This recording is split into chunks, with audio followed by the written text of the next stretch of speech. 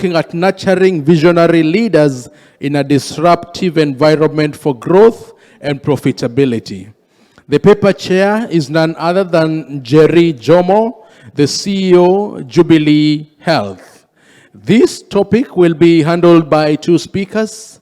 That is Mr. Tom Gitogo, the Group MD and CEO, Britam Holdings PLC, and Madam Mary M'Mukindia. I'm sure she'll be able to give me, I can see double an M and an apostrophe, M'Mukindia, the MBS, that is a leadership trainer and mindset coach. So those two will be able to handle the papers, but will be definitely guided by Madam Njeri Jomo, that is the CEO, Jubilee Health. It is now my pleasure and privilege to welcome before us Njeri Jomo to be able to chair this paper and invite the speakers. A big round of applause for Njeri as she comes over to lead us in the chairing of this paper. The paper is a leadership paper. We are looking at nurturing visionary leaders in a disruptive environment for growth and profitability. For our online audience, we also welcome you in a special way, and we still appreciate your presence so far. I was happy to see with us the former IIK director, that is Agnes. We were so happy to see you, and she even gave us a comment appreciating and congratulating the director and team for the job well done and a conference that is up and running. So our former IIK director, Madam Agnes, we sincerely appreciate you for being with us on board on this session, and all the other speakers and presenters online, and of course those attending with us online. We now welcome Njeri Jomo for the chairing of this paper. Another round of applause for Njeri as she comes over. Welcome. Very well. Good afternoon, everyone. Good afternoon. I hope you're looking forward to this next conversation. So if anyone still not in the room, please join us. We have a great conversation on nurturing visionary leaders for a disruptive environment for growth and profitability. And I'll request my two panelists to come up. The first one is Mary M'Mukindia. She has asked that I don't read her profile. She said Google her. So please pull out your phones and Google Mary and give her a round of applause as she comes up. My next speaker is the Group MD and CEO of Britam, Tom Gitogo. He's also said Google him. Please give him a warm welcome as he comes up. Now, we're taking an interesting approach to this paper, and we are looking at two aspects. One will be an outside-in view, where Mary will really speak to the issue of nurturing visionary leaders. And she's going to speak as an outsider, speaking to us as insurers. And then we'll have the inside-out view, where Tom will be speaking to us about this very disruptive environment and how we can leverage on it, and what is happening within this environment, and what we can leverage on to make sure that our organizations are growing and remain profitable. So the session will go as follows. Mary will come up. She'll take us through her session. Then we will have Tom take us through his presentation. We will combine these two views and field a few questions to our two panelists. And once this is done, we'll also get some questions from the floor. Without much further ado, allow me and join me in welcoming Mary M'Mukindia. Thank you so much, Njeri.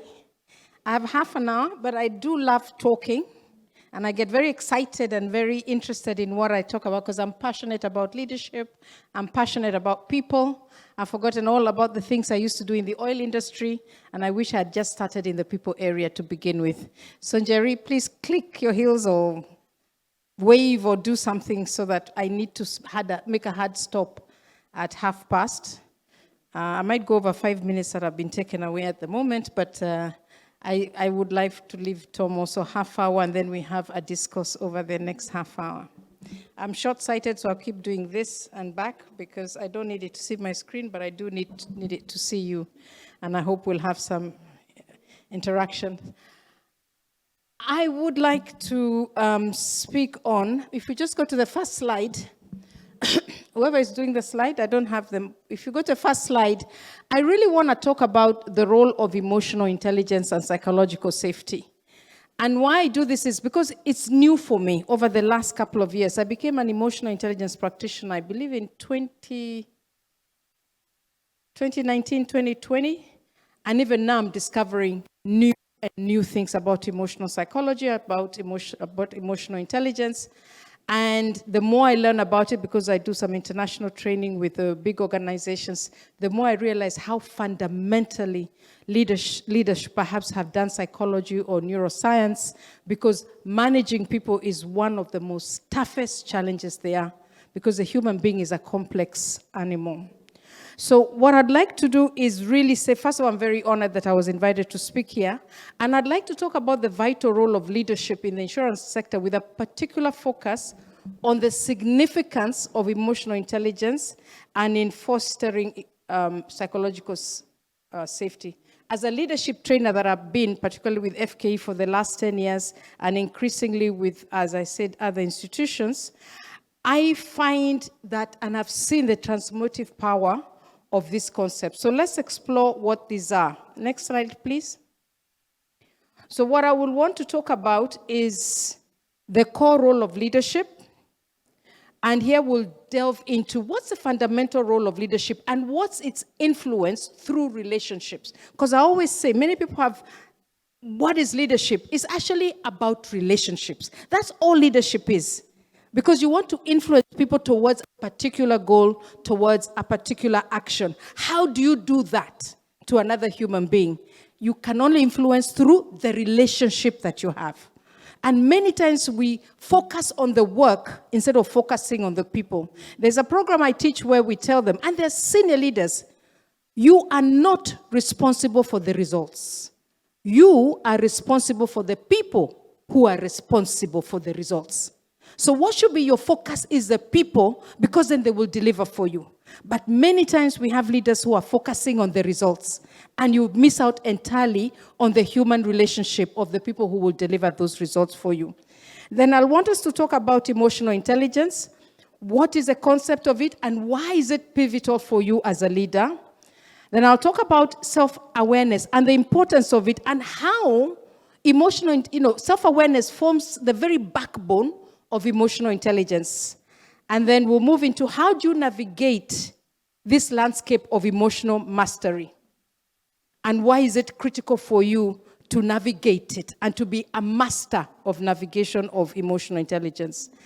And then we'll chat a bit more about psychological safety. If we're not able to chat as much as I want, I have put in quite a number of slides, and I'm happy to send even tips to your team here, headed by Irene, and then you can share it with your members because it's very much a new topic.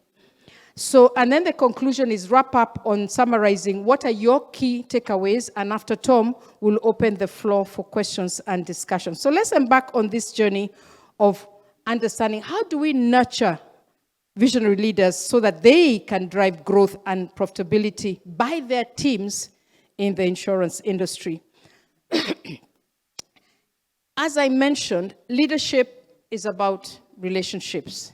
And I think it is the guiding force that shapes the destiny of organizations. And it's simply not just about giving orders, which is the old understanding and hierarchical way of looking at leadership, but rather leadership is about motivating, inspiring, and guiding a team towards it. And I think when one thinks about the case of John Chambers, those of you who've known him, who was a former CEO, have heard of him, of Cisco Systems, under his leadership, Cisco thrived not only due to his strategic vision, but also through his ability to connect his team with the clients on a personal level, and Cisco was able to drive innovation. It's a fantastic story to read about Cisco and how they've become the global giant they have, and I would say it's something that you should perhaps think about reading. And to do this, let me just talk about two areas that people confuse a lot, about management and leadership. And always people say, what is management, what is leadership? And I tend to say, they are all roles. It's like how you wear a hat. Sometimes you go to a baseball game, you wear, okay, we don't have baseball here, but what do we have? When people go for Nyamachoma on weekends, they wear baseball caps. Then sometimes when they go for Rumba, they wear those cowboy hats. When you're going for something else, you wear a different hat. So those are different hats that you wear. So it's a role. Today, sitting here, you're a father, you're a husband, you're a boss, you're a supervisor, you're a brother, you're a sister, you're an auntie, you're a grandfather. Those are just roles that you wear, interchangeably. Sometimes we even have clothes for those roles. When you're going to see your in-laws, you wear very different and you talk differently. When you're out with the boys or the girls for a weekend out, you dress differently. When you're in your church eldership, you dress different. So those are roles that we put on interchangeably. It's the same with being in leadership or management. And what we talk about, next slide please, is that under the leadership role, you can press it again, under the management roles, there are roles that you play. You're planning, which is creating order, eliminating risk, short-term framing budgets. You're also organizing and staffing, and there are roles within that you do. And you're also controlling and problem solving, all the things that are going wrong. You're stopping the things going wrong. But there's also the hat of leadership that you wear, which is giving direction. You're disrupting the order. Mr. Kili was saying about the industry taking risks, shaping a new way, looking at a long-term frame, where we're going to be in 5 years, in 10 years, and producing the visions and strategies. It's also, and now most importantly, aligning people. All that communication that happens in offices and always goes wrong, even in families. Two people can be communicating, they get each other wrong because of perspectives. Pulling people together, solving the difficulties that teams have working with each other, this department versus that department. And making sure that the relationships are working, people are networking with each other, with industry, with the regulator, with the outside, with government, whoever you need to be able to achieve your goals and influence the direction of the industry and getting commitment. And lastly, it's about motivating and inspiring. So you could start a meeting where you have you're playing the management role. You came in to solve an issue, to discuss where we're going with the budget. But halfway through the meeting, you might put on your leadership hat and say, okay, we've had everybody speak. Now, let's align into this direction. We think that's the right way to go. And then you can conclude the meeting, still in a leadership role now, inspiring everybody and getting their commitment to move forward. So it isn't something that I said, today I'm a manager, tomorrow I'm a leadership. The idea is you are playing this role interchangeably throughout the day, the week, and the year. The question is, how much role are you playing on the left side? How much % of your time are you playing on the right side? And as you increasingly go up the leadership ladder, you should be spending so much more on the right-hand side. You should be spending 70, 80%. And stop being on this other side, which is a technical side, where if you play too much on it, you start micromanaging your people, which is not healthy. Because sometimes we think we're the only ones who can do it well. So it's really clear to give people the room to breathe and say, at what stage do I start leaning more percentage? By the time you go to the board, the chairman of the board, you find most of their time is on the right-hand side. So that was just a quick brief into looking how practically are you playing that leadership role in terms of setting the direction, aligning the people, and motivating and inspiring. That's essentially the leadership role you should be playing, and far less on the management side, which is still critical because it's what makes results happen. Moving on into terms of emotional intelligence, we say that emotional intelligence is a set of skills that help us to respond intelligently to emotions. The human being is an emotional creature. Our emotions lead us to behavior, and the behavior comes out with action. Simple. And everything we do as human beings is based on emotion. First time you meet somebody, you size them up and you wonder, do I like you? Don't I like you? Does he like me? Doesn't he like me? How did he look at me? How did she look at me? It's instinct because we are animals. And we have what we call the amygdala, which is the original brain. And then after many years, the prefrontal cortex formed that now is a thinking brain. But whenever we are challenged, whether it's a reward or a threat, we will move into the amygdala brain. And therefore, it's important that we manage our emotions so that we can be able to feel relaxed and settled enough for then the frontal cortex brain to operate, which is the thinking brain.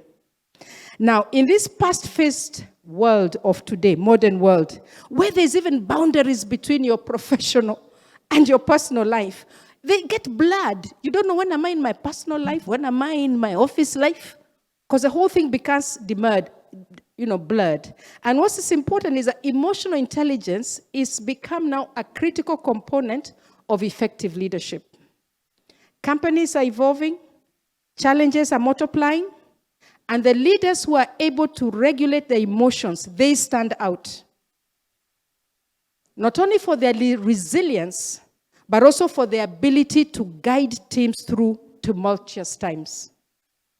And that's why now it's clear, if you look at this World something forum, what's that thing called? World Economic Forum.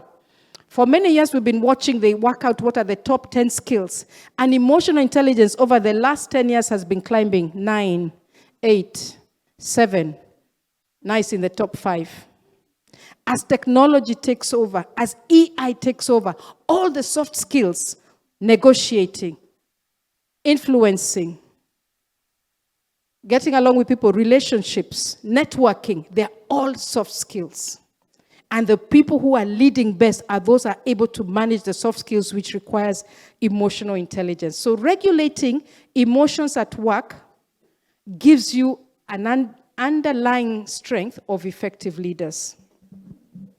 And leaders with high EQ or IQ, EI, emotional intelligence, they build stronger relationships, they navigate complex situations, and they make better decisions. For example, there's somebody called Satya Nadella, who was the CEO of Microsoft. His exceptional EI has been pivotal in his transforming Microsoft into an industry leader.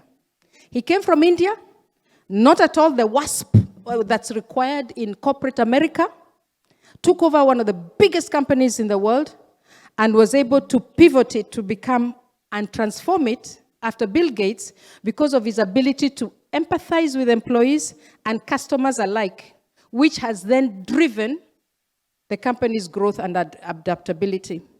Now, there are many emotional intelligence models. Some have 6 elements of emotional intelligence, some have 4, but basically they're really the same fundamental thing. On this one, which I am certified under, which is called the Genos Emotional Model, which is Australian, one of the top companies, not the largest, but certainly one of the top companies, what we see is that we have what is emotional intelligence is in blue. And what is in the inner circle is in white is when you don't have that skill, how do you show up to other people? And on the outer one, the brown one, is when you do have that skill, how do you show up to other people? So for example, if you look at the self-awareness, when you don't have it, when you don't show up with that skill, people experience you as being disconnected. Have you ever talked to somebody who is saying, yeah, I can hear you. Yeah. I keep, I'm understanding what you're saying. Yeah. How does that person feel? Completely disconnected. Walking to somebody's office or having lunch with somebody, they're on their phone or they're on their computer. Or they say, hold on, let me pick up this phone on the telephone. We experience people who are not self-aware. We call them people who are like a bull in a china shop. Have you ever been somewhere sitting in Nyamachoma and talking, somewhere in a corner with somebody quietly, 2, 3 of you, and somebody says, hey, habari nani? Hey, muko aje? Sasa, they pull a chair. Hey, waiter, let them be ambili. And they sit down. What happens? That person is emotionally not self-aware of the situation, how people are talking. They're simply not aware of who they are and how they're showing up. There are people who lose their temper. There are people who interrupt. You're not self-aware of the impact you have on others. And when you have it, people really experience you as being present. So now I've had the habit, after many years, when my children or somebody comes to my room, I actually shut the computer and I look at them. I say, yes, what did you want? Or I put my phone down. When's the last time you walked into the chairman's office or the CEO's office or somebody's office, government, and they continued taking phones, calling somebody, or where they put everything away and they looked at you and said yes, and they really pay you attention? You experience that person as being very present. The other ones you can see, people who are aware of others have the skill. When they don't have that skill, they're very insensitive.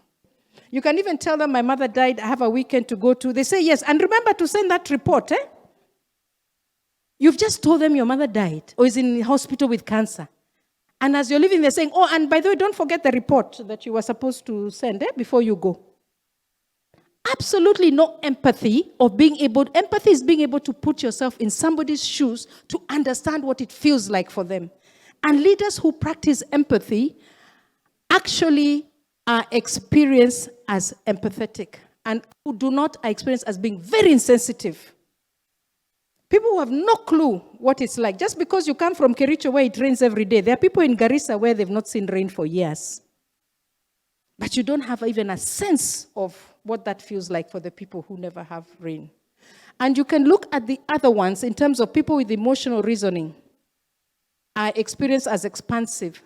Those who can use, i.e., you take other people's emotions into account. Yes, the policy says why, but what is the practice? Have you asked everybody else for feedback? And I always say people with, if people who don't have that skill are experienced as limited, I think of my brothers from Meru, that's where I'm also from. We say we are very limited. You meet a policeman who tells you this is the Sharia. I don't care whether it's curfew, not curfew, you have to go to the maternity. Sharia says you should not be out by after 10 o'clock at night. So very limited thinking. But I love my Meru people because I'm one of them. My children are Meru, so I just use that as a lovely excuse. So do not say I'm up against Merus. And of course, when you are self-managed, you can manage yourself. People experience you as resilient. But people who are overtaken by crisis, COVID, deadlines, disruption, and then they lose their temper, they're shouting at everybody. We experience those leaders as being very temperamental. They come in the morning and you're shouting at everybody till the office says, hey, mali alilala iko mbaya. Because the person is not able to self-manage themselves. Remember, the way you show up determines how other people feel. The way other people feel determines how much they'll engage with you. And the way they engage with you determines everything about that relationship. And you might remember that from the saying by Maya Angelou, who says, people will not remember what you said, people will not remember what you did, but people will always remember how you made them feel. So it's important when you show up as a leader, you show up calm, you show up pleasant, you show up relaxed, you show up well-mannered, and then people feel, I like that guy, I want to deal with that guy, he inspires me. But if you show up angry, people retreat. You show up nervous, you show up temperamental, people say, wachane na hiyo. Because you're not engaging and you're not connecting with them. And that's really what we talk about, emotional intelligence. And in modern times, being able to have that self-awareness spectrum makes you stand out as somebody who's able to regulate themselves, and you can recognize what triggers you. I have a coach friend who used to say, I'm triggered by matatus. Because every time a matatu wants to overtake me, even me overtake it, and then we start quarreling. But who is suffering? It's you. Me, I used to be triggered by my doorbell during COVID. That bell would ring and I say, why are they ringing? They're supposed to bring the thing and spray and everything. Nowadays, I now know I'm triggered by lies. If somebody lies, I'm highly triggered. If you lie, why not just admit and then we'll go on? All of you are triggered from things from your childhood or things that you experienced growing up, or you're triggered by all kinds of things. So it's very important for you to know what triggers you. Inefficiency may trigger you. May slow people trigger me. Let me just say, slow people trigger me. But they're very good. Some of them are data detailed. I want things quick done because of my personality. What triggers you? It's important for you to understand yourself. Once you're aware, what are the things that take away energy from me? What are the things triggered me? How should I show up as a leader? How should I be able to control my emotional responses so that the behavior I exhibit, and therefore the action I take is one that will inspire other people to give me their best. Because the idea is you're working through people, you're influencing them, and you're influencing them to work towards what you would like to achieve. And we're not saying about suppressing emotions. Many times in meetings, you can be triggered by a negotiation of what is going on. What you do is get into mindful practices, take a deep breath or walk out. I've had people walk out of a meeting. They go, they breathe, pour cold water, and they come back. Why? Because I was so self-aware. If I continue in this meeting, there's going to be war. If I continue with what so-and-so is saying, I'm going to lose my temper. So because you know yourself, you say, excuse me, or you ask for a break, you go and you come back, and you're able to regulate yourself rather than letting the emotion be the driver of the behavior. Because once emotion takes over, what happens? The prefrontal cortex shuts down, and then the amygdala, which is the original brain, kicks in. And the amygdala always knows three things: fight, flight, or even freeze. That's all it knows. Because when emotions take over, the thinking brain, and this is neuroscience, shuts down. So that's why it's important to have self-regulation and to be aware that self-awareness is a cornerstone of emotional intelligence, and it allows us to recognize and understand our own emotions, our strengths and our weaknesses, and how they affect our leadership. Okay? Starbucks had a former CEO, Howard Schultz, who had such deep self-awareness, it allowed him to recognize the potentials in employees and nurture their growth. He famously made a commitment to provide health insurance to all Starbucks employees, which not only improved their well-being, but also boosted morale and customer loyalty. And he pushed up because he understood what matters to the client, to the staff, and decided that was fast. This is what I will give. And everything in terms of their commitment to their work and feeling connected that this company cares about me shot them up to leadership. I'll try and move a little faster and talk about positive self-awareness. And how do you get it? Do you understand yourself? As I said, do you recognize your emotional triggers? Do you do a deep dive in what forms you? What are your go-to? Where do you get, what is your purpose? What are your strengths? What are your weaknesses? What are your values? What are your triggers? What things give you joy? Because joy equals energy. What things do you like to do that equals there? Then you're able to start setting a roadmap to recognize yourself on a wider breadth. And these are the things that I'm very conscious that we as Africans sometimes don't talk about and don't really want to delve. Because every time I do my training and I ask people, how do you feel? They tell me what they think. And it takes me a long time to actually get them to say what they feel. So we have an emotions chart where we try and break people because emotions is the beginning of everything. I've been given time, so let me just tell you about something that I find is very interesting. If there's anything you take away from here, we had the CEO of Uber who was unable to master emotional mastery. He had an inability to manage his emotions. He had a very aggressive leadership style, which led to a very toxic work culture, and he ended up with public relationship crisis. So there are many people you can try, but let me just talk to you a very quick story.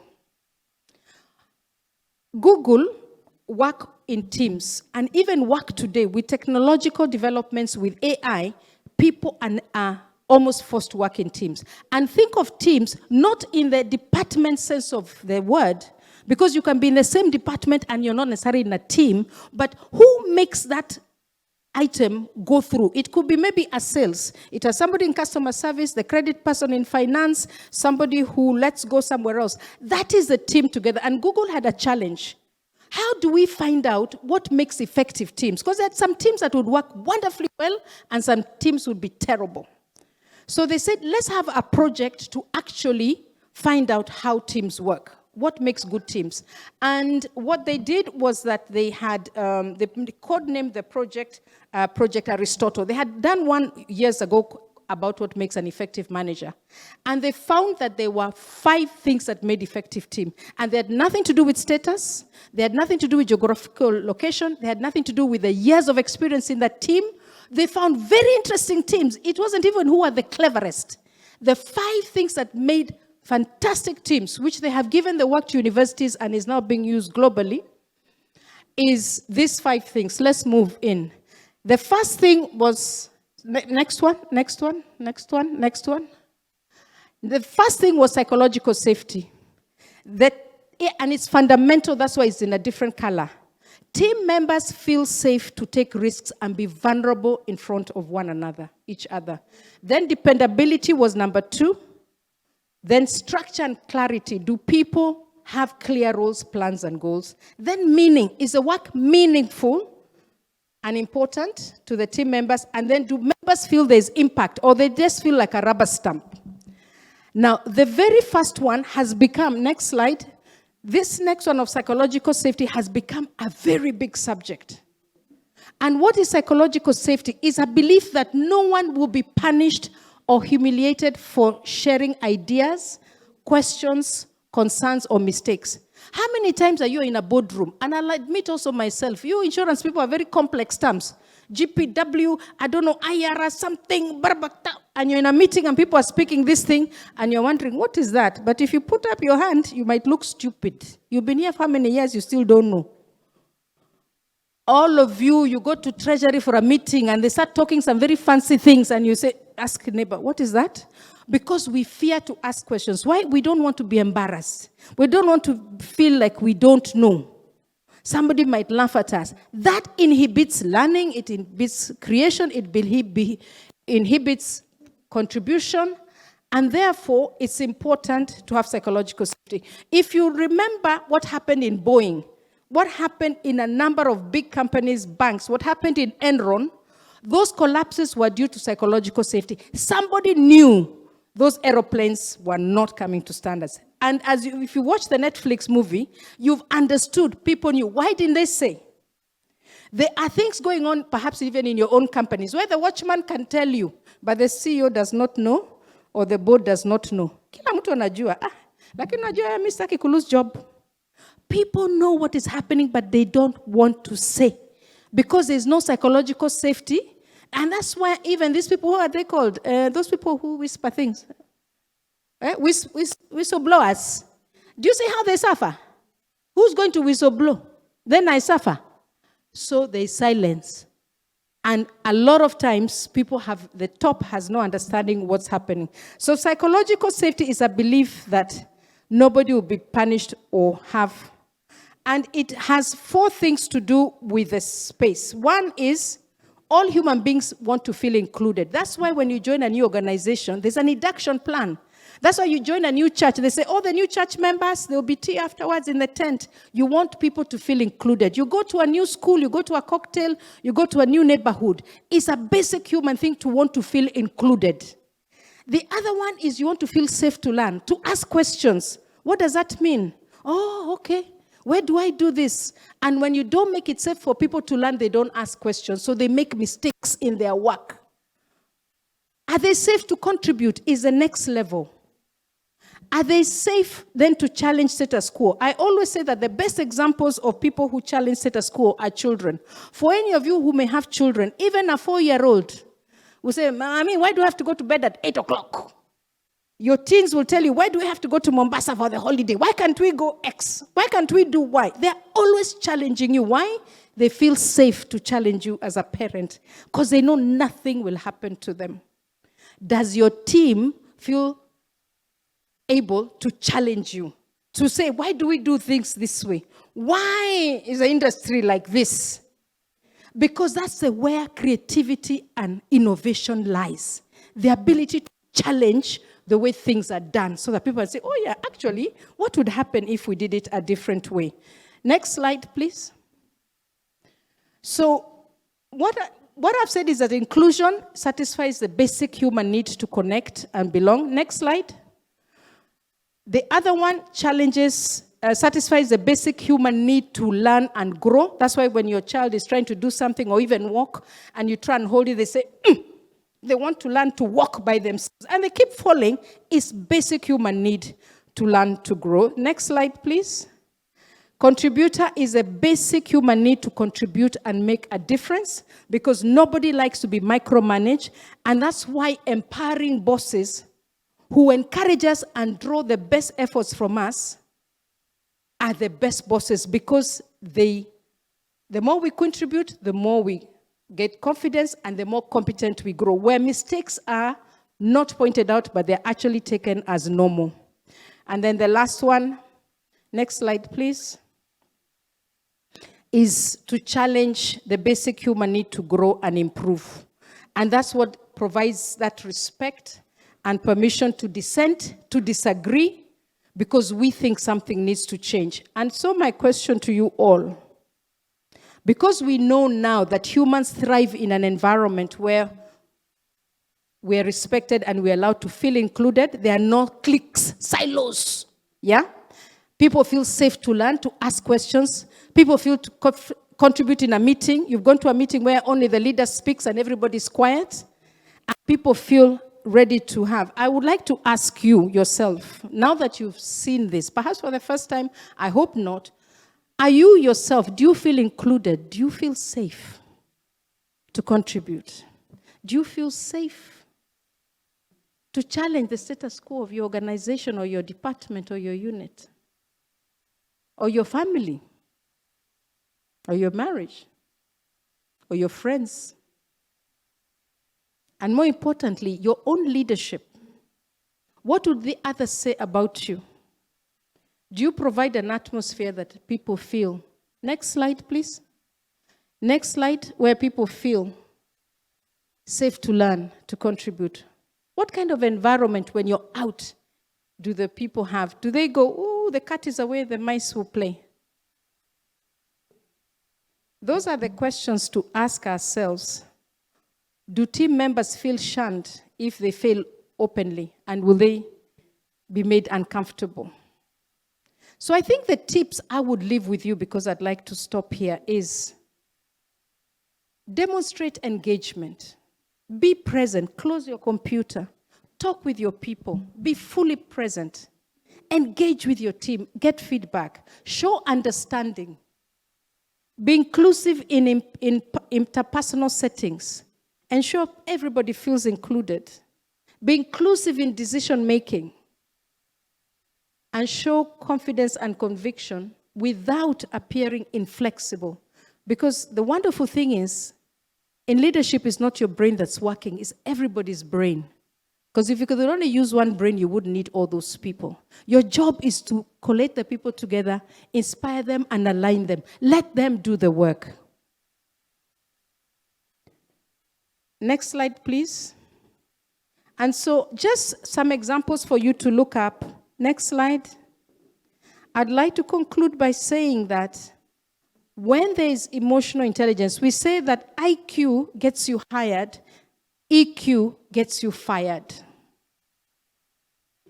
So your IQ is what gets you hired, but your EQ, your ability to get on with people, to create relationship with your peers, with everybody else, to influence them, to be able to have all these things, conflict resolution, being able to have adaptability and innovation, that is what will actually lead to your leadership being profound.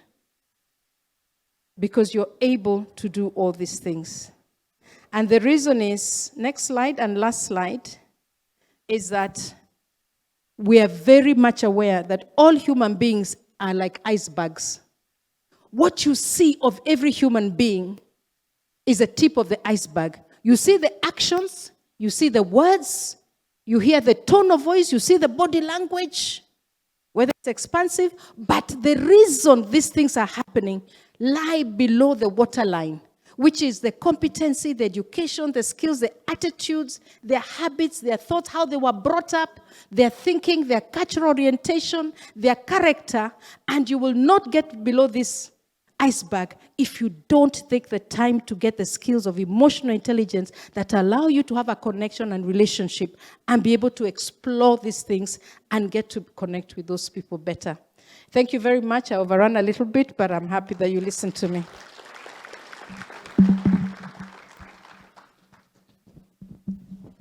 A better hand clap for Mary.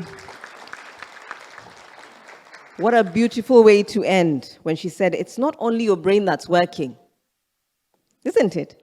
It's really your job to get all these great minds to support your vision. And indeed, it's true. The leader does not have all the answers. So allow me at this stage, let's welcome the second speaker who will be contributing on this topic. And then after this, we'll go into the questions. Please welcome Tom Gitogo.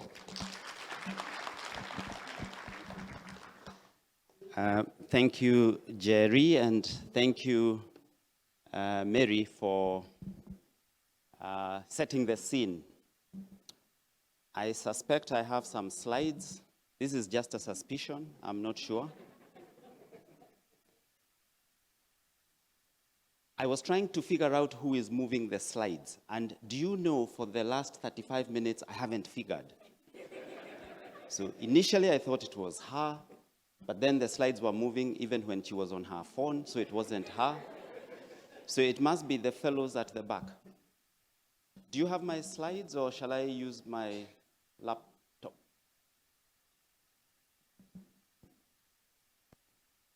Oh, there you go. So I am Tom Gitogo.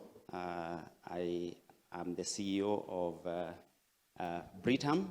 And how shall we communicate? If I do this, you go to the next slide. So who am I doing that to? Please just, oh, good. Right, so what I would like to do is look at disruptions and then try and tie in with what Mary have said. So I'll talk a bit about leadership, but I shall do that from my perspective and very briefly, because she's touched on most of it. So where I would like to start is what multinationals are thinking about, because we are not on this world alone. And from what I have been able to gather, I think everyone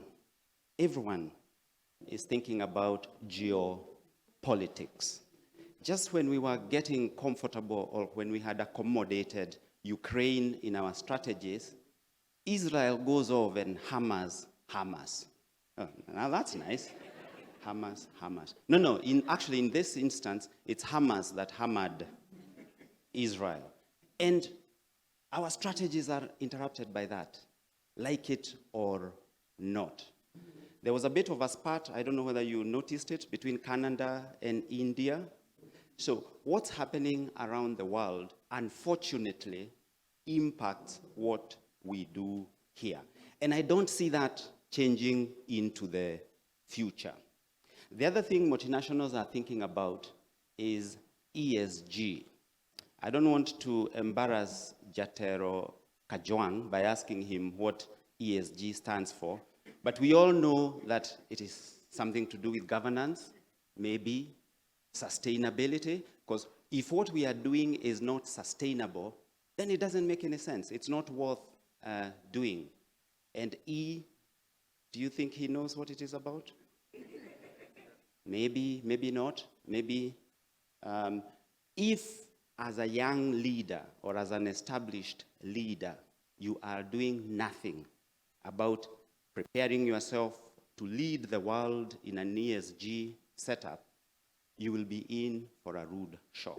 As we will see in my presentation, the disruption that we are talking about is not necessarily only going to come from technology.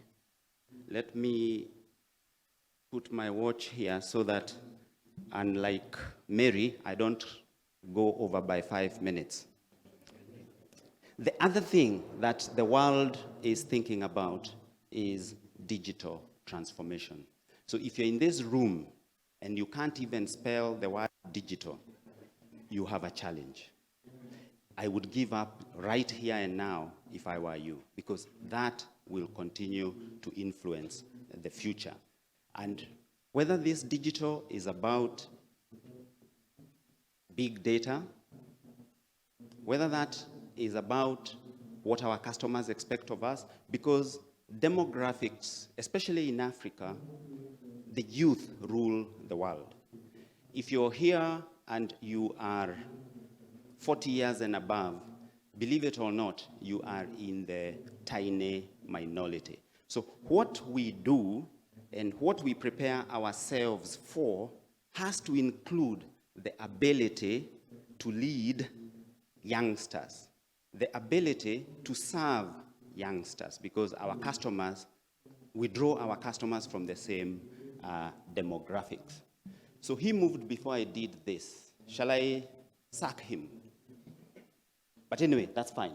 So if I home in on digital for the time being, it's already happening. It's not something that will happen tomorrow. It is something that is already happening. If in our organizations something is frequent, regular, mundane, repetitive, it will not be done manually by humans going forward. You can choose to do that, but I think it will not address some of our challenges. Our challenges at the moment as an industry are fraud. And if you think there is no fraud in your organization, I don't know what you're smoking. It's just a question of how much of fraud is happening. Because it is also not necessary. You cannot invest enough to completely extinguish fraud, but you need to invest enough to bring it significantly down. One of our other challenges is new markets. I think if you looked at your insurance portfolio, whether you are a life company, or let's just say in your retail space, even if you're in general insurance, we do not seem to get the younger generation, yet they are the future. So could this be what will help us tap into those new markets? So in other words, this digital transformation, how can we use it as leaders to tap into new markets, which will probably result in new products, new services, new ways of doing things, new processes. So it's how we use AI, our investment in that, machine learning and robotics, that makes the difference. Because at the end of the day, for anyone to invest in our industry, in the insurance industry, our numbers have to make sense. So our expense ratios have to be different, because if these new markets require tiny ticket premiums, how do you get to them without, and at the same time, make some profit? Don't move yet, because I haven't clicked my hands. Now, robots or AI, machine learning, remember robots do not get angry. So emotional intelligence does not apply to them. Robots do not take tea breaks. And robots, as far as I can tell, do not ask for a pay rise.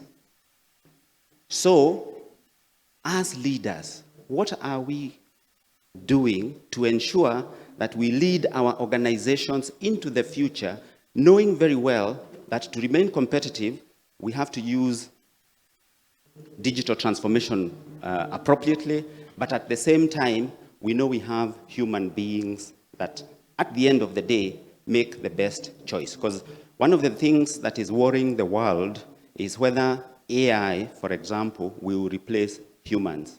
I don't think so. Humans will use AI to work better. At least that's the school of thought that I would like to promote. Now when I click, it doesn't change. So there's some research that has been done by PwC that is homing in on what insurance will look like. At the moment, one of the challenges we have is a widening gap of trust. We already are not trusted, but I think as we go into the future, we see that gap widening. What can we do to ensure that the trust gap and therefore penetration is addressed? That's something I would like to plant at the back of our minds as we go into my presentation. The other one, which is obvious, is that the customer needs are not only changing, but they're changing very rapidly. Actually, the future is no longer what it used to be. Because the future used to be tomorrow. Nowadays, the future is in the afternoon. It comes a lot quicker. We have talked about digital interference or supplement, enhancement of our industry, and any leader sitting in this room that is not thinking about that will find themselves left behind. When I was a young boy growing up in the village, every time I got an opportunity to travel somewhere in a car, I used to see electricity and telephone posts going backwards. I could never understand why posts were moving. That will be you if you're not taking any attention to these things. Look, PwC has also seen that climate risk is an issue. What are you doing about climate? As Britam, we have a presence in Malawi and Mozambique. Earlier on in the year, there was a cyclone Freddy, you read about it, and we saw a direct impact on our businesses in those two countries, straight from climate risk. And then the other thing, the final thing, is that there are people coming for our cake. And maybe they should, because if for 50 years plus our penetration is still below 5%, maybe we need them to come. The other day, I saw NCBA buy an insurance company. You saw that? I know my friend from Equity is here. We have seen Equity Bank invest in licenses in insurance. So, convergence of financial services, but I see convergence of customer needs. What are we doing about that? Now, we've always had technology, because even scanning is technology. But the disruptive technology we are talking about today that will impact how you lead, hence the topic today, is that technology that actually moves our industry from the beautiful caterpillar on the left to the more beautiful butterfly on the right. If someone landed from the moon or from outer space, and you told them, assuming you could talk to them, that this is the same family, you can see the confusion he would have on his face, that the caterpillar and the butterfly are the same lineage. That's the sort of disruption we need to expect. In other words, in this room, we have no idea how insurance will look like in 10 years. We might have science, and let's read the science together, but let's also be ready to not recognize our industry in 10 years' time. That's the sort of disruption that I am expecting. And does it then call for partnerships with people who are butterflies already? We've been talking a lot about insurtechs. Most insurance companies don't have the DNA or the agility to do some of the things these youngsters require, or some of these sectors we want to go into require. In the microinsurance space, if you paid a claim a week too late, that's a week very late. Whereas if you're paying a claim to the College of Insurance, I don't know why you start here, because now I'll keep picking on you, Jatelo. If you paid a claim to the College of Insurance in the same year, that's probably okay. But in the microinsurance space, that is a death sentence.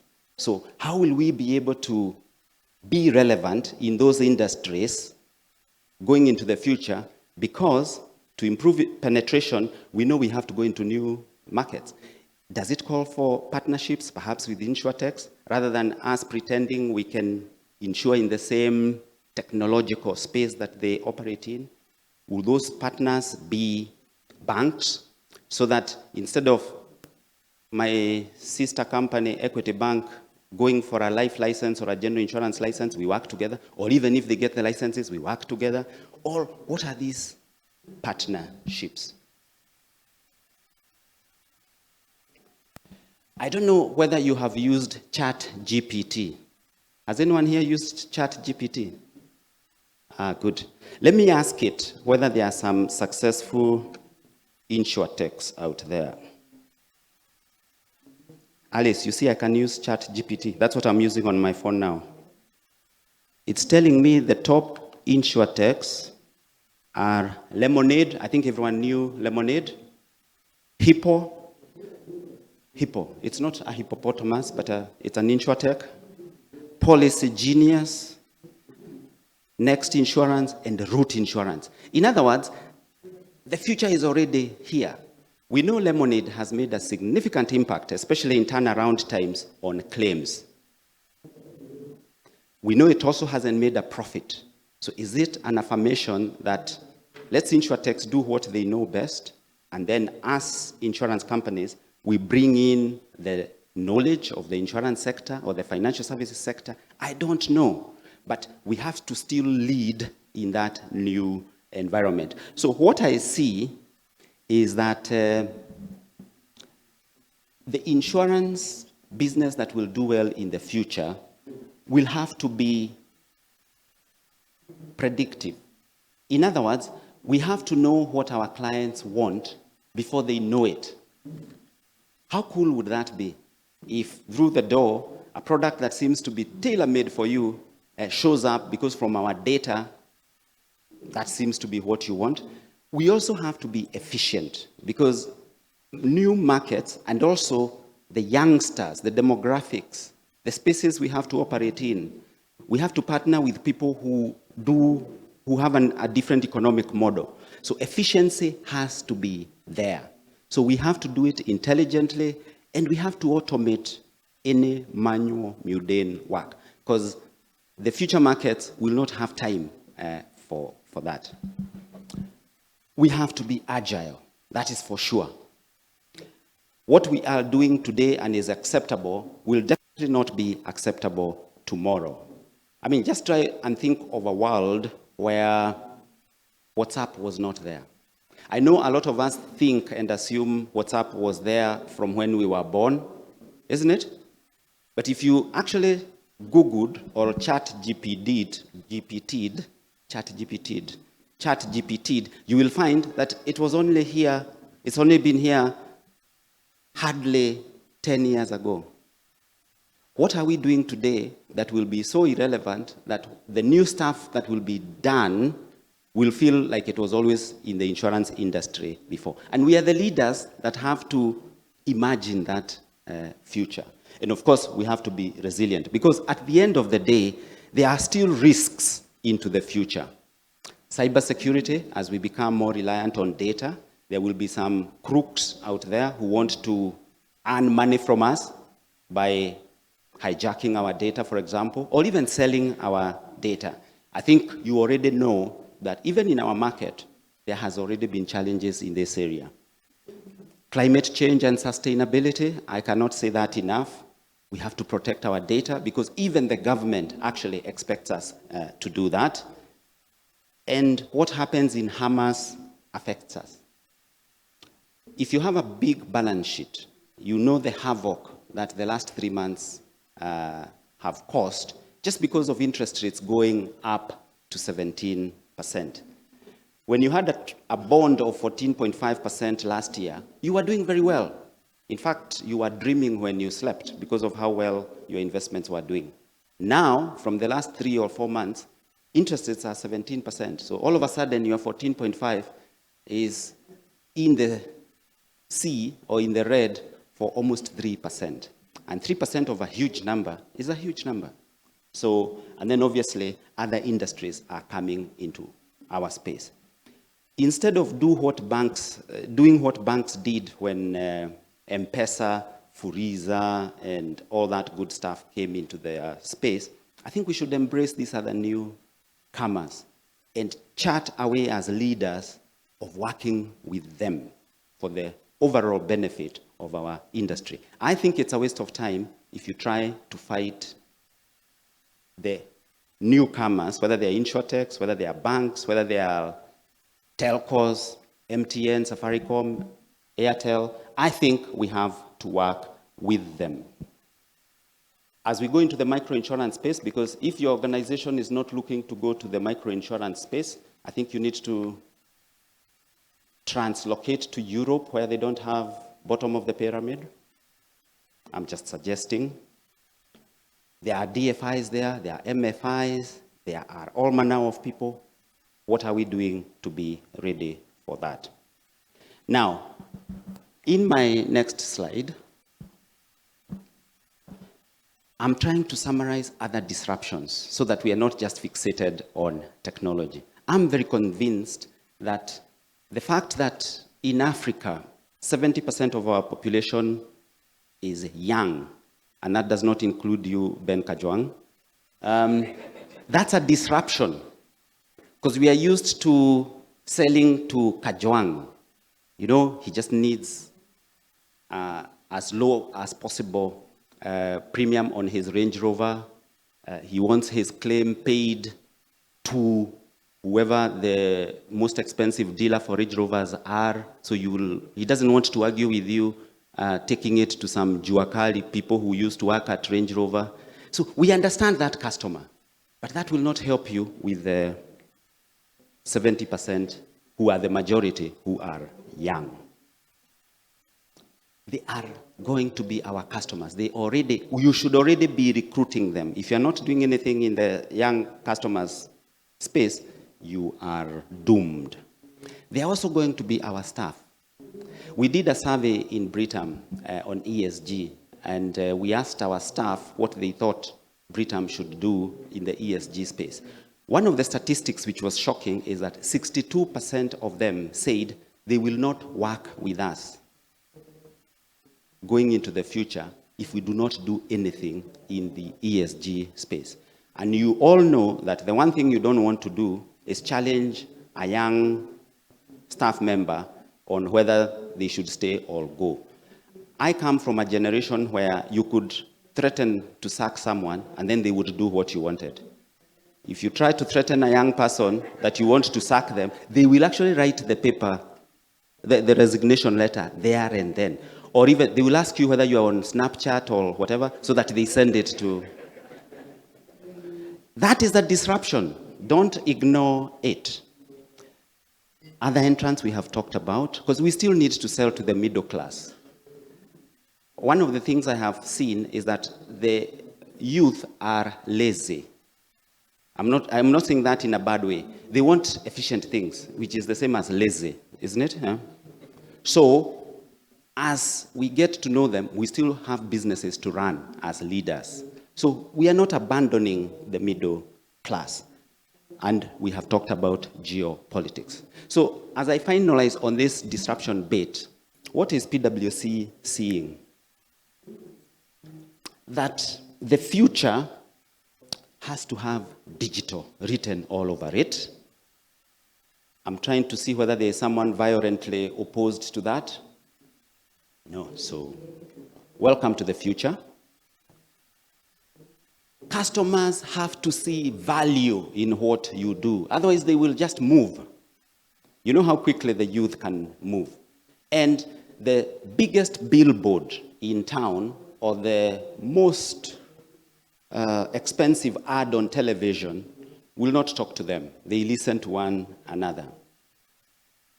If you have a daughter who is 20 years old, she is closer to a 20-year-old Hispanic than she is to you, even though you are relatives. That's the new world. They talk to one another. ESG. Do I even need to say, if you're one of those people arguing as to whether there's climatic change and so on and so forth, you just need to go to Lake Bogoria. I used to like driving around and taking my family around the country so that when I work too long and they miss me at home, they don't complain, because then I'll take them to Lake Bogoria or Lake Nakuru. The hotel I used to sleep in Lake Bogoria is now about 50 to 100 meters in the lake. Lake Nakuru, the initial entrance, if you recall, is like 200 meters in the lake. And you want to tell me the world is not changing? I mean, what do you want? What more evidence do you need? And in any case, your future customers, your future staff members, your future partners, business partners, will expect you to be doing something along that. Talent will be a big place to fight. So if you're a leader in this space, now and in the future, the talent we will be fighting for don't even exist today. Let me pause for impact. We don't even know what when I was young, you just needed to be a doctor or an engineer or a lawyer. And you would make it in life. Then actuaries came into the picture. Then I don't know who else came into the picture. But today, data scientists or whatever they are called might be the next big thing. And even then, probably not for long. So talent is going to be a challenge for any leader going into the future. So just to touch on leadership as I finish, from my perspective, I have a few slides that I will talk through. And you will see how they collaborate what Mary was telling us. So, that's powerful. Maybe I should do this. I see whether we can go back. No, it's all right, yeah. For you to lead the generation of the future, you have to be authentic. And you can't fake authenticity. This is why no one in the world, despite our differences, will challenge whether Mahatma Gandhi was a good leader or whether Nelson Mandela was a good leader. Remember, they were in different geographies and times. Or whether Martin Luther King was a visionary leader. Have you ever wondered why no one argues whether they were? They were authentic. So for you to succeed in future, I suggest you need to be authentic.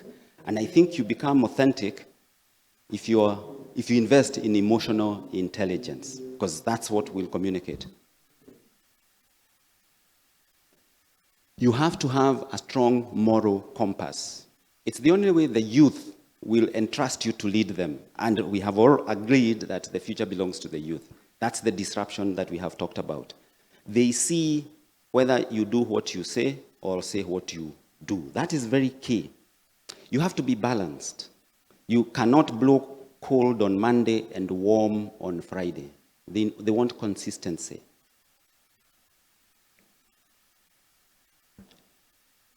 Mary touched on this, so I will not. I'll just pause for you to read or take a photograph. I can stand here so that you don't claim it was your slide.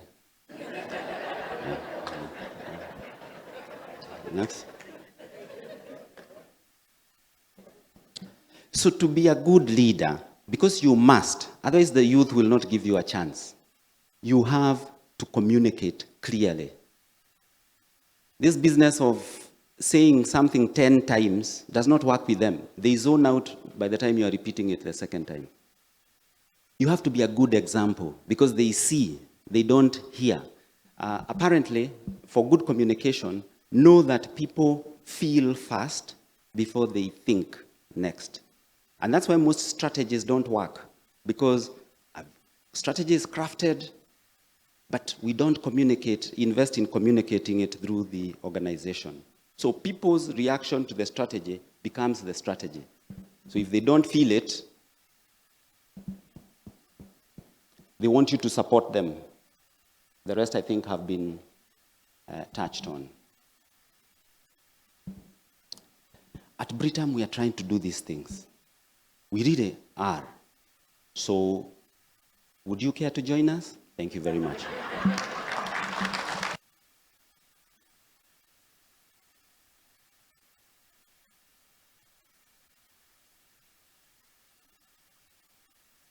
Thank you, Tom. A better round of applause. I see towards the end it became a recruitment pitch, but some real challenges there. So as we go into the questions, I'd just like you to ask your neighbor, Lemonade, ESG, Hamas, which one were you aware of? So at least we can check whether they had those words here as the speakers were taking us through. Do they look like they know anything? Just check with your neighbor, especially the one who's been on their machine. Just look at them and ask them, which one? Yes, that one. Okay, so we want to go into having some questions, and I want to start with you, Tom, just from where you've ended. You've spoken a lot about the youth, and of course, the age-old management lesson was always about, and Mary had touched on it, be distant, be disconnected. That's how you show power. That's how you show might. How do we come from that? Because that's what we know to do. That's how we know to demonstrate that we are the boss. So how do we come from that to really being the kind of leader you're describing? I think you have to appreciate that you will not exist in 5 years if you don't do something about it. If that doesn't jolt you, then you already are a wrong leader. It's not about a nice to do thing, withholding information so that you feel important in a meeting or knowledgeable or close to the powers that be. That is so yesterday. It will kill you. The Bible is serious when it tells you that foolishness can kill you. This is an example. Thank you, Tom. I think we need the verse so that we can reference where foolishness will kill us. Mary, let me come to you. We've spoken about visionary leaders. Does it come naturally? Are some people more predisposed to being better leaders? Or is it something I develop?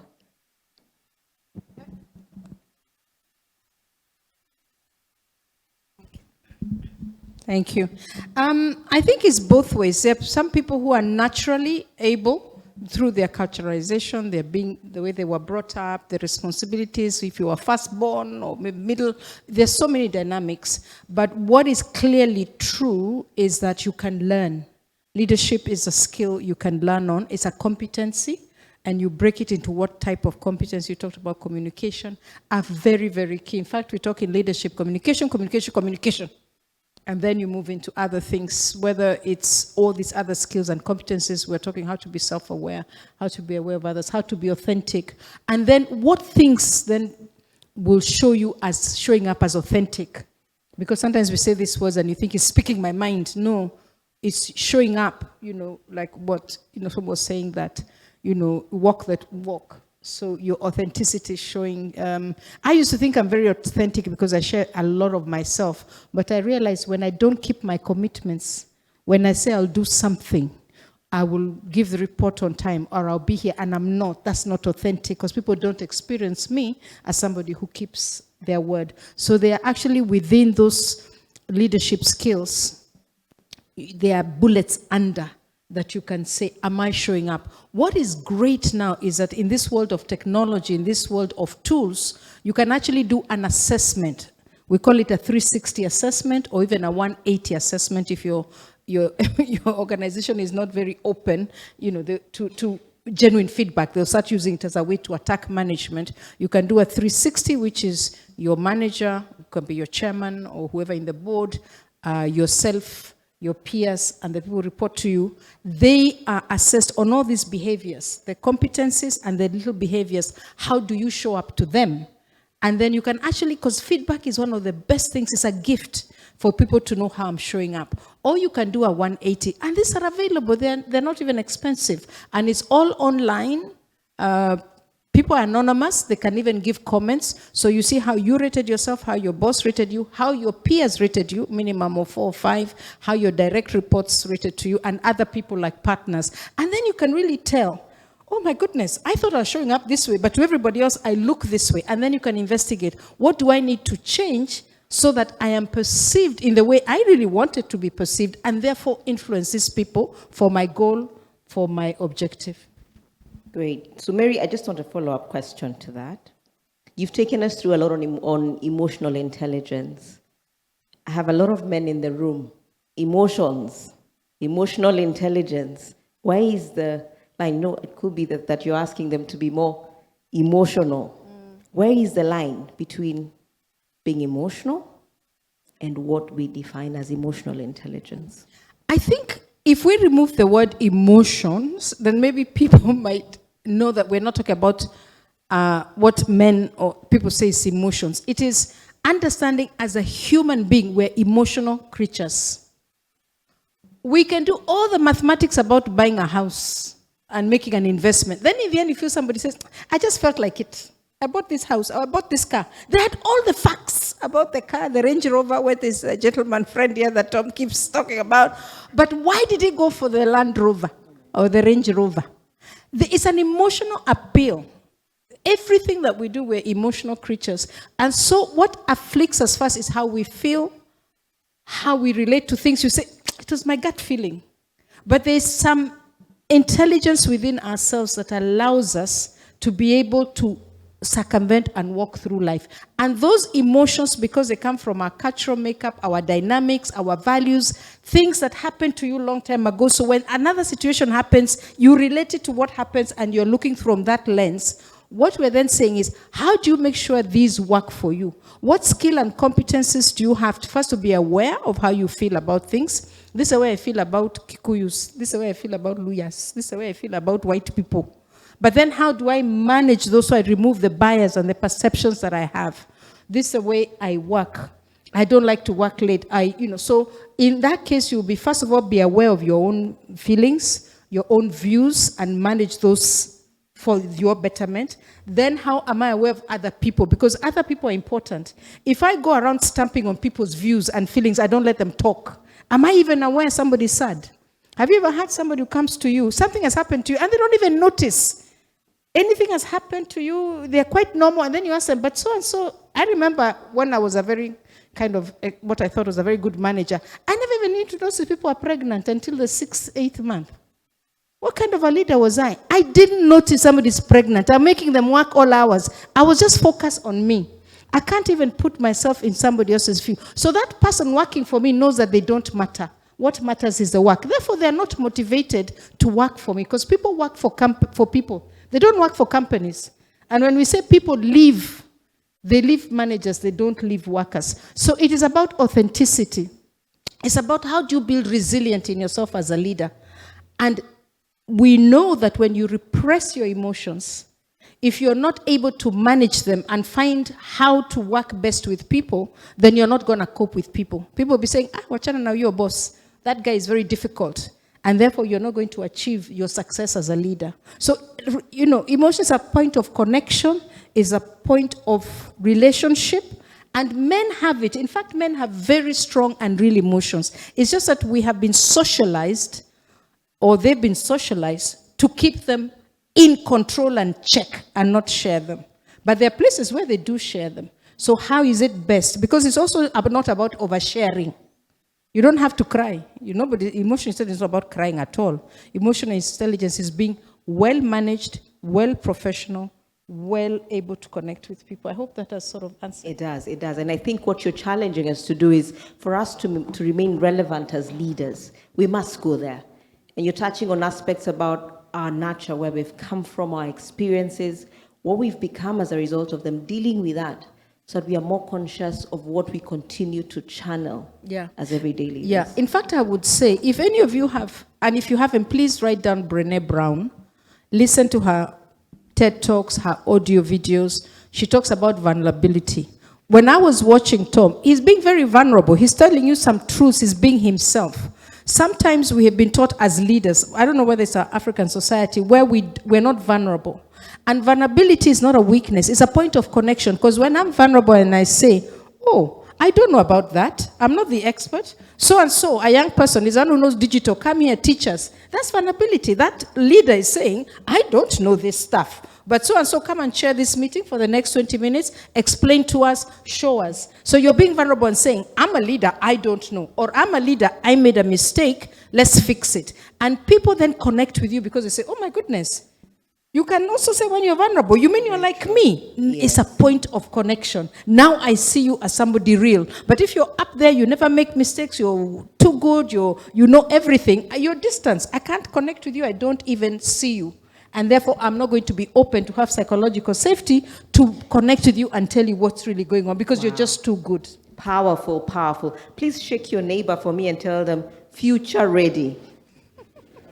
Please tell them, in case they didn't hear you, future ready. We have to be future ready. The future is coming. Actually, the future is already this afternoon.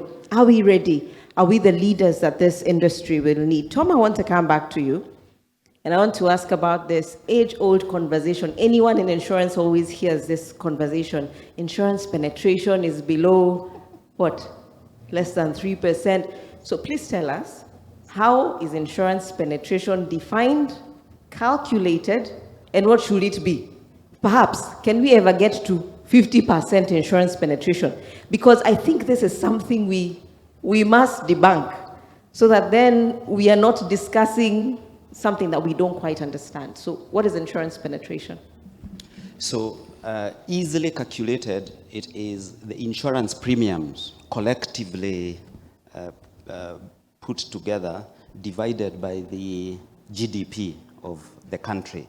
And the reason that measure makes sense is so that you can compare country 1 with country 2. The argument that penetration is low because we are poor doesn't make any sense, because then the denominator, which is our GDP, is low. One of the things talking about emotional intelligence is, if you have a knack for saying the wrong thing at the wrong time, you will not get very far. That's my summary of emotional intelligence, just in case you think men don't know what emotional intelligence is. But now, coming back to the question of penetration, it obviously means that what we are selling, or how we are selling it, is not what the public wants.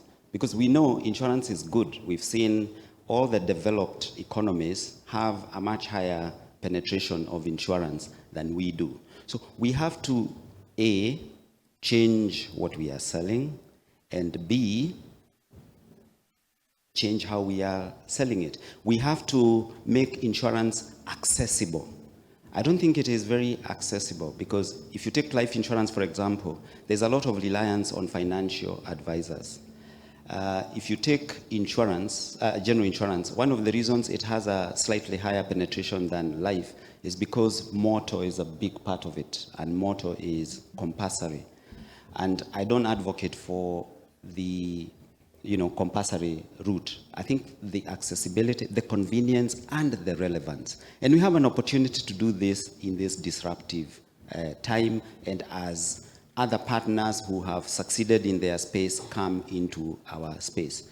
There is, though, a level of penetration that's not measured a lot in Africa, which is the informal insurance. For some reason, when someone suffers a loss, whether it's a medical or a death in the family, they are actually quite okay setting up a WhatsApp group without even asking you whether you want to be part of it or not. There is, Kajoang, because I know you don't know, a setup you can do in your WhatsApp so that people can't add you automatically. You have to want to join. And if you sit next to me at dinner, I will show you. That is insurance. We need a way of then getting that from informality to formality.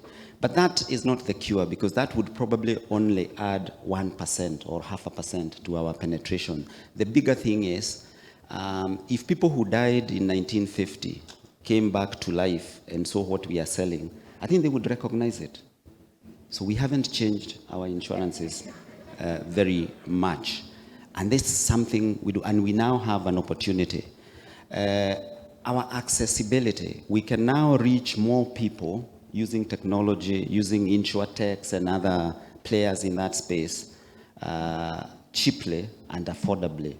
That is something we need to do, so that insurance is no longer the first thing that drops off when the government squeezes your wallet or other people squeeze your wallet. It remains one of the things you hang on to for dear life or for survival when that happens. I believe that day is coming. And this is a good chance when there are disruptors coming, because that will should jolt us into changing how we do things. I strongly believe that that is about to happen. That's quite the challenge there, and the disruption may not even be done by us unless we choose to become relevant. I want to follow up on that question, on that conversation of technology. Every company that's in the market today talks about we are digitizing, we have these automation projects. Yet if you ask Mary here, insurance doesn't have technology. There's nothing going on that end. What is that going on in there? Is it just that we are not communicating enough? Or is it an issue of impact? Or is it perhaps we are doing technology or digitization for the sake of getting it done? And how do we remedy this to really make sure it has an impact? Yeah. The best way to test whether what you're claiming you are doing is happening or not is asking an outsider. And yes, if you ask an outsider or a youngster, we are nowhere near as digitized as we should be. But we've come a long way where there were yellow and pink files. By the time a claim has been put together at a broker's and it comes to an underwriter, then in underwriting it goes through, then there's the reinsurer. We've come a long way. It's just that we have not come enough. We've talked about telematics. Everyone in this room can spell telematics. But have we done enough? Are we willing? And partly I challenge our shareholders who probably still feel investment in any technological space can be postponed to tomorrow. And I think that has been our bane. That has been our challenge. We are not willing to invest, or we don't see investment in technology as necessary. But I also want to challenge everyone in the room. We probably don't need to invest in technology. We just need to be smart at partnering with people who are good in that space. It doesn't matter how big the wheels you put in on a saloon car. It will not be a tractor. It is appropriate to get a tractor to plow the land and then use your saloon to go and market the farm produce. Let's partner with people whose DNA is appropriate in that space, because we've tried to do the investments ourselves for way too long without a lot of success. That's my viewpoint, but I am happy to be challenged. Okay, Mary, you have some additional thoughts? Yeah, I think for me, and I hear what you're saying and I fully agree with it, I think as a sector you've also failed to give leadership or to really sell your value proposition. Look at me, I'm supposed to be somebody, who's older, wiser, I know. And for a long time, I didn't have insurance, personal insurance, because I stopped working for the multinationals. I was a consultant myself. And it's when I became a board member at an insurance company that I said, no, this is stupid. I don't have insurance. I'm getting sick. And I actually got it. My mom is turning 90 in 2 months. She doesn't have insurance. I tried to get it. One time she got very sick. Our company doesn't have it. I think I was told Jubilee. Somebody even introduced me. Your limit was 88. I should have done it. I didn't have money because she had been in hospital for over 6 months. I had sold her land and I didn't do it. Now I'm paying. She was sick about 2 months ago for a long time. I'm paying and it cost me an arm and a leg. I've got insurance for my son, but not my daughter. My daughter is 24. I have a house with things, very expensive things like my art. I still haven't insured them because I say, let me spend this money for something else. So there's so much more who's educated could do. But I don't see that value proposition, that benefit thrown in my face the way I'm always saying, that M-Pesa thing where you borrow. It's always telling me to join every time I'm using my M-Pesa. There's so many products that are thrown at us, but I'm not sure that insurance industry has sold their value proposition and what a beautiful benefit it is, because I don't think any economy can take off without the foundation of insurance. Nothing could take place. Planes won't fly. Transport would not occur. Business investment would not be done without insurance. But I haven't seen that value proposition really sold by the industry. I think it's one of you could do it, but I don't see it in my face the way I see other products in my face to buy. And I buy them, my whiskey, my wine, when in fact I could save and then buy insurance. Am I being too open? You're being No, no. authentic, Mary. Thank you. Yeah, I hear you, and I welcome the challenge, which is why in my presentation, I strongly believe that we should welcome the other industries that are Yes. coming into our space. Because if you take a bank, for example, I don't know why they have deep pockets, but they do. So if they bring those deep pockets and educate people like you who prefer wine to insurance, I'm happy with that. But education is one thing.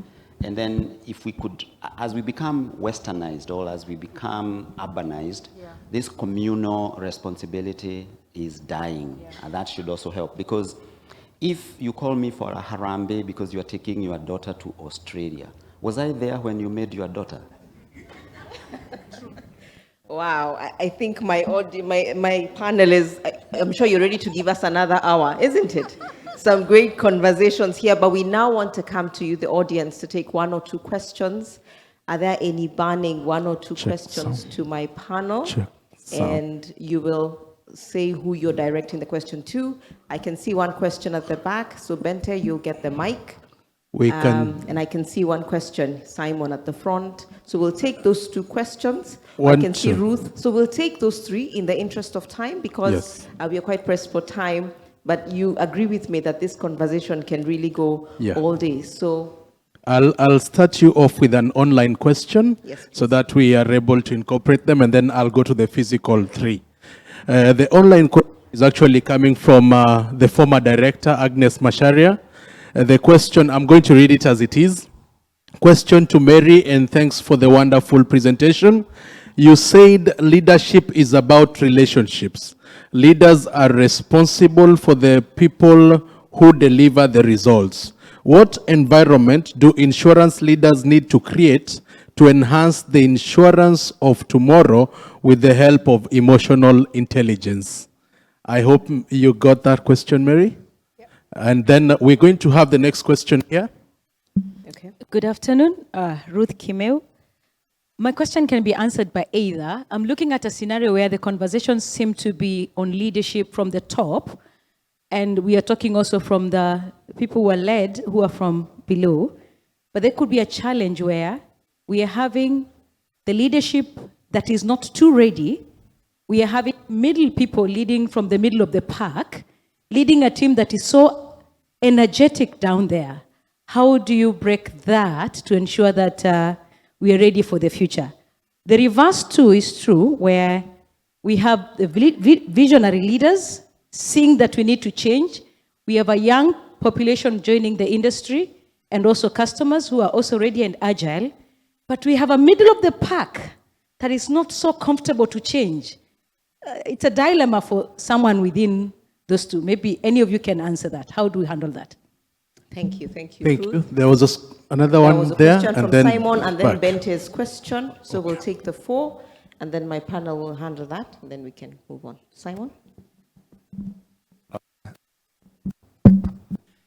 My question is about posture. Sometimes leaders take a certain posture that makes you, the staff or the person who's following, unable to articulate what you would want them to know, what you'd want them to do for you. So my question is, how do you change that? You've already taken a certain posture and people know you in a certain way, and now you need to change so that you can accommodate them to give you ideas. Thank you, Simon. Good question there. And our last question from the back, Bente.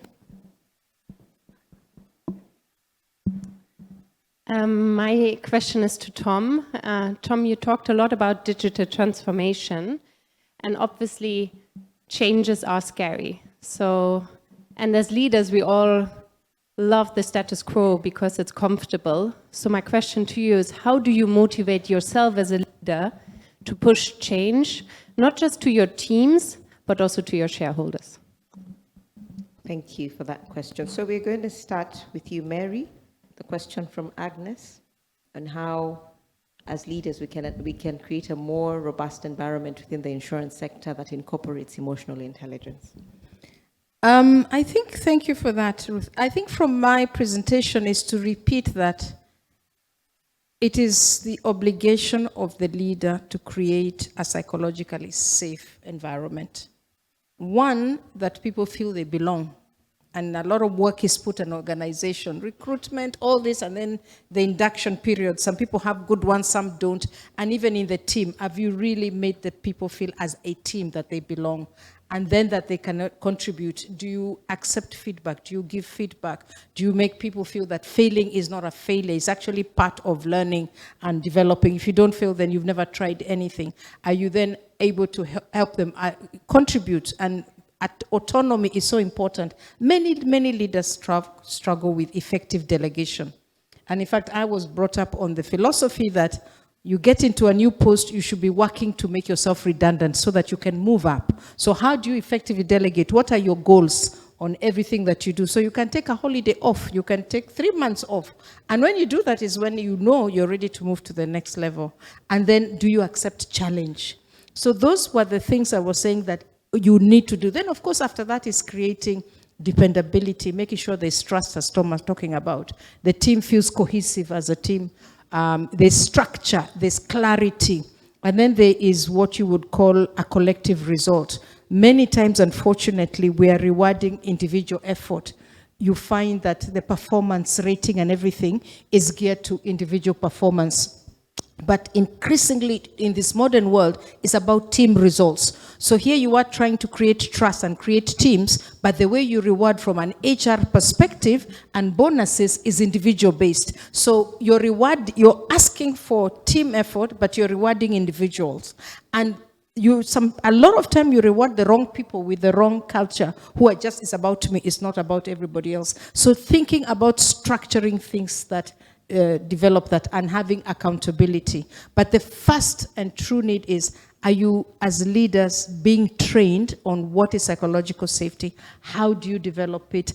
And how then do you practice it as a leader? And are challenged by the ones who are on top of you through your results to see who are the leaders who provide that psychological safety. But it's very new in the sense that we're always evolving. We're learning new things of how to manage people. We came from the old HR where we used to call them personnel administration. Then we started saying human resource. Then we went into capital and talent. So now we're saying about culture, something, because we are realizing that people are complex beings, and how do you develop those competencies to manage this complex being so they feel, because you can't force motivation. That's what Tom was talking about. You can't force it. Somebody's got to feel enthusiastic and motivated. What is it that you can do in the way you show up to draw that motivation and that pleasure of working for you? Great, thank you very much. Tom, the question from Ruth on this middle, we have quite some energy at the top and the bottom, but there is this middle that just won't move. How do we handle that challenge?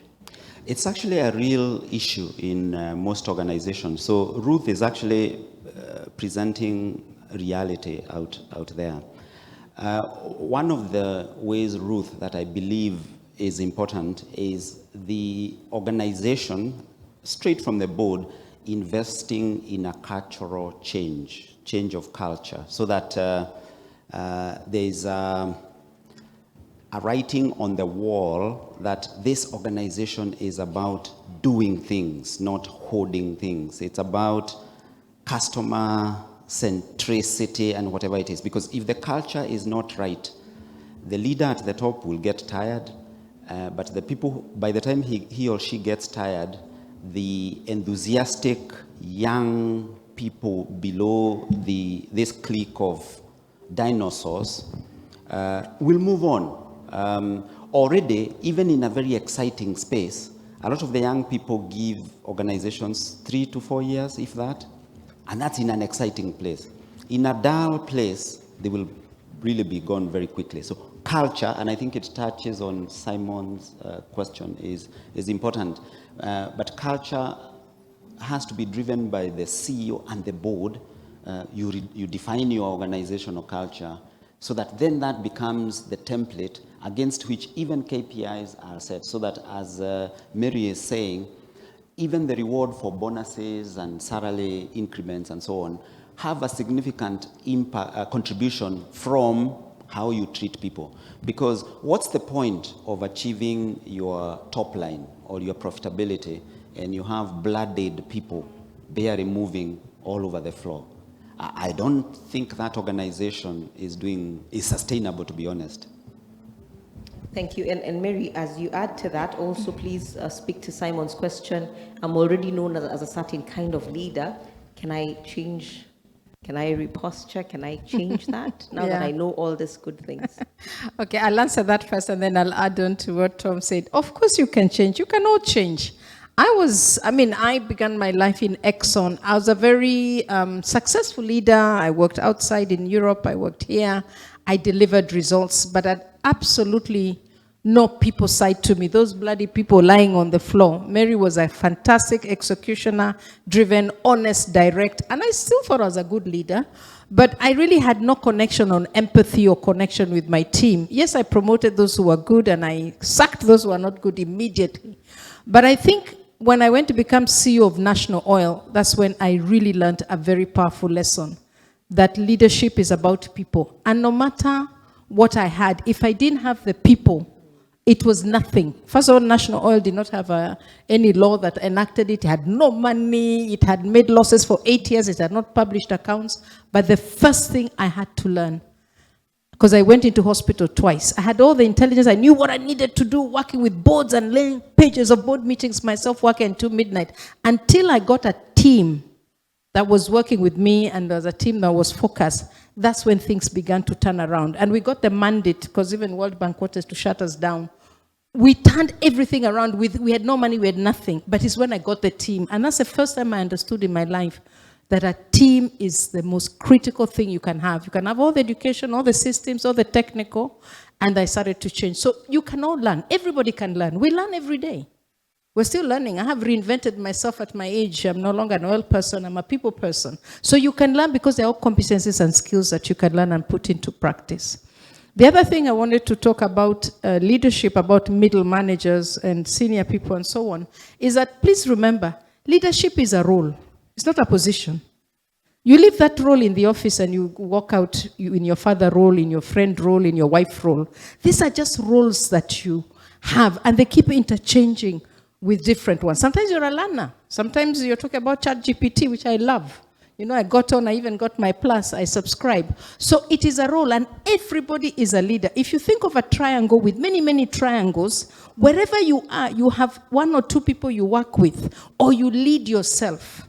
So the issue of leadership is a role that you play in whatever small. If he's a head of drivers, he's a leader in that capacity. So what I would, however, say is that middle management has got a challenge in itself. I'm in a global program for the last 2-3 years with a UN organization where they've realized to change the organization and bring about the culture they have to bring about, they have to focus on the middle management because they work and look up at the executive and then they're managing people. And if you bring change at that level, because everybody else reports into middle management, that you begin to effect real change. And what we realize is that why being a middle manager is very exhausting is that you're technical, you have technical expertise, your audit head, your chief accountant, your chief medical something. You have a technical competency that you bring. You also have a leadership element that you bring every day. And then you're managing up, or you're saying, yes, sir, yes, we need to do this. And then you're telling others you need to do that and motivating them. And then you have a strategic role. So those three roles are extremely exhausting to have to play all the time and interchangeably. And that's why it is exhausting. And there's now recently been more study on how do you support this middle management and not talk about leadership training for executives, for EXCO, and focus on anybody who is managing others and having a technical expertise and a strategic role, because they're the engine that makes the company move. That's where you really need to focus. So that's new thinking that is developing that perhaps may answer your question even better. Thank you. Great, thank you, Mary. And the last question, Tom, from Bente, on the fear of change and how you get everybody on board. All right. Some of you will probably remember that you could work for a whole year without sending an email. And you're even respected in your company. Today, even drivers receive information and instructions on email. That's how powerful change is. So if you're not digitizing individually or as an organization, that is how irrelevant you will be going into the future. So it is important that as corporate managers and corporate leaders, you bring this discussion to the boardrooms so that it is a shareholder discussion as well. Not investing in digitization, for example, and not just in insurance, in any business as we go into the future, given that the biggest customers demographic will be the youth, is hanging a noose on your neck. I think that is a language that we all can understand. So I think painting reality, Bente, equipped with very tangible examples because they are out there, is the way we will ensure that shareholders, leaders, board members, top lead, if anyone appreciates just how important embracing the future will be. I can't think of another way because if using WhatsApp again has become so central to our lives that there are even family WhatsApp, and if you have kids who have phones and you do not have a WhatsApp group, that tells a lot about your parenting. That is how central digitization will be in our lives. I don't know whether that Bente touches on, but is it a walk in the park? Is it going to be a walk in the park? No, we have to do the hard work of convincing. But as we become good in communication and communicators, we become better leaders, but we also convince those that are of opposing view or that require convincing. Yeah. We cannot do without digitization because customer centricity is the way of the future. Our customers will expect us to be digitized. Some of the markets we want to access by partnering with people or companies, organizations in those markets, they expect to be relating with us electronically, digitally. So if only for that, you can see you can't avoid digitization unless you want your organization to die.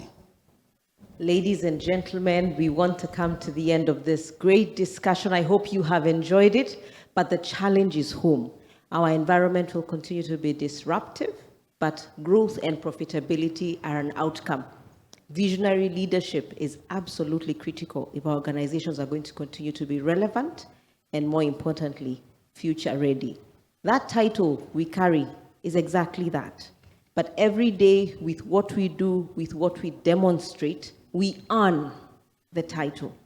It is not just something we carry. We earn it through the things we do and the things we continue to demonstrate. And I hope that this afternoon you've picked one or two items that will make sure that after the industry continues to change, all these disruptors, that you will still be relevant and you'll still be a leader who drives change, who drives growth, and who drives profitability. Ladies and gentlemen, join me in really appreciating my great panelists this afternoon. And I want to hand back to the MC. Thank you.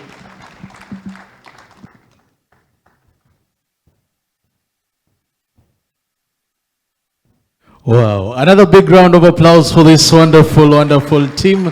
Thank you so very much. We sincerely appreciate you, and we are very happy. Now, before you leave, including you and this wonderful team, you remember what we do? We as the IIK give gifts, not small ones. And very serious gifts. So as we get the gifts to the section here, I'm going to start by you, Madam Paper Chair, for your excellent service and leadership on this paper. We're going to invite Bwana Agri Mulumbi, the Chairman, Bank Assurance Association of Kenya. They had their conference recently, the first one, I believe. Now, this is what they do. They get nice MCs, good gifts, all things happening very nicely. So We're going to have him reward you this, just a way of saying thank you very much for your excellent chairing of this paper, and we are going to ensure that you have it nice and good, even as we appreciate you. This is our appreciation to you, and just to say, it is not small. It is as big as your excellence in this paper. Thank you very much. We appreciate you, and thank you so much.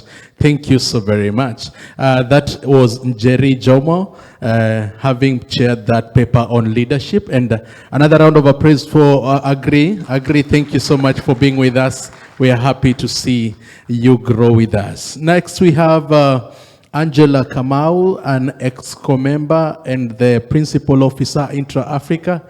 Angela said she survived the tea break without me harassing her. Your moment is here, Angela, and we're going to have you present the gift to Tom.